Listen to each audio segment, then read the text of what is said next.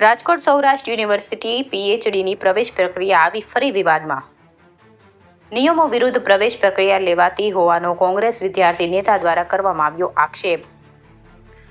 કોંગ્રેસી વિદ્યાર્થી નેતા રોહિત રાજપૂત દ્વારા યુનિવર્સિટી કેમ્પસ ખાતે મેરિટ લિસ્ટની યાદીની હોળી કરીને દર્શાવ્યો વિરોધ.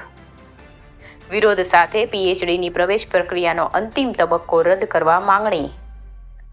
ભરત ભરડવા સાથે રોહિત પોજાણી, રાજકોટ.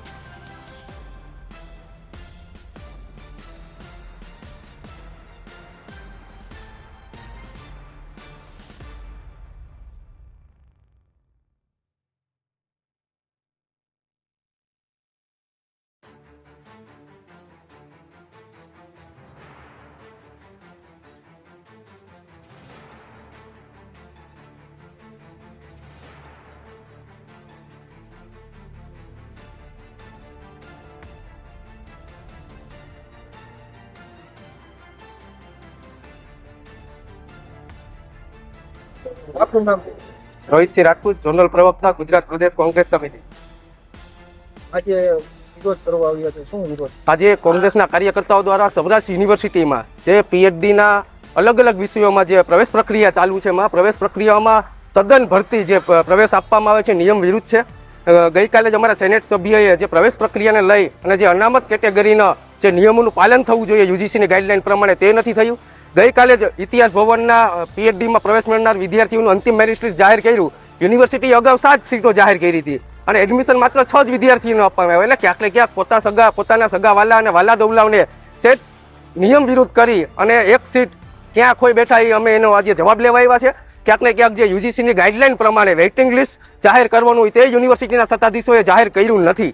અને જે અંતિમ મેરિટ લિસ્ટ હોય એમાં કયા વિદ્યાર્થીઓને કેટલા મેરિટ લિસ્ટમાં એન્ટ્રન્સ ટેસ્ટમાં અને ડીઆરસીમાં કેટલા માર્ક્સ આવ્યા છે એનો માર્ક મૂકવા જોઈએ તે કર્યું નથી. ને ક્યાંક ને ક્યાંક ઘણા બધા જે ભરતી પ્રક્રિયા અને પ્રવેશ પ્રક્રિયાને લઈને જે આખી જે પ્રોસેસ છે તે શંકા ઉપજાવે એવી છે. દર વર્ષે સૌરાષ્ટ્ર યુનિવર્સિટીની પીએચડીની પ્રવેશ પ્રક્રિયા વિવાદોમાં રહે છે. નવા સત્તાધીશોએ આ પરંપરા દોરાવી અને વિદ્યાર્થીઓ સાથે ઝળહળતો અન્યાય કરી અને માત્ર યુનિવર્સિટીને વિવાદોમાં રાખીને પોતાના સગાવાલાઓને અને ભાજપના બાળકોને કઈ રીતના પીએચડીમાં એડમિશન આપવું એ જ પ્રક્રિયા છે. તદ્દન વિદ્યાર્થીઓને અન્યાય થઈ રહ્યો છે. ત્યારે આજે અમે આ પીએચડીની પ્રવેશ પ્રક્રિયા રદ કરવા માટે યુનિવર્સિટીએ વિરોધ પ્રદર્શન અને મેરિટ લિસ્ટનું દહન કરવાના છે.